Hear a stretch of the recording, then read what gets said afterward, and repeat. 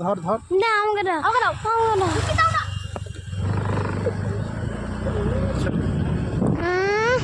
আমার বলে দেবে না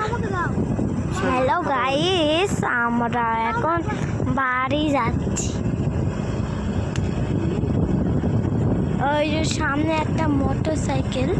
আর এগুলো চারিদিকে জঙ্গল না সর ধরিস নি